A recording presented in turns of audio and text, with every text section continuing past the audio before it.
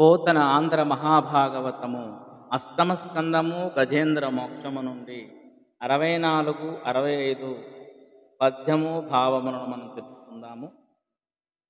అప్పుడు పద్మం వంటి లక్ష్మీదేవి ముఖంలో చిందుతున్న మకరంధం బిందువుల వంటి తీయటి చెమట బొట్లకు తుమ్మెదలు ఆనందంతో ముసిరాయి. విష్ణుమూర్తి తన పైట కొంగు పట్టుకొని లాక్కుపోతుంటే వైకుంఠుని వెన్నంటిపోతూ ఇలా తన మనసులో అనుకుంటూ ఉంది ఆ లక్ష్మీదేవి.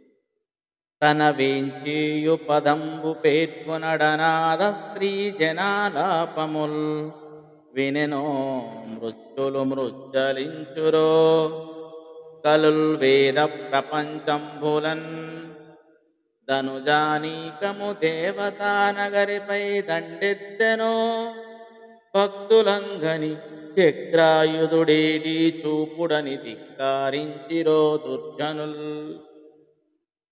ఎందుచేతనో తన విభుడు అయినటువంటి తన భర్త అయినటువంటి తాను వెళ్ళే చోటు చెప్పడం లేదు. దిక్కులేని స్త్రీల యొక్క దీనాలాపాలు విన్నాడో ఏమో. దుర్మార్గులు అయిన దొంగలు ఎవరైనా వేదాలను దొంగిలించారేమో. దేవతల రాజధాని అమరావతిపై రాక్షసులు దాడి చేశారేమో.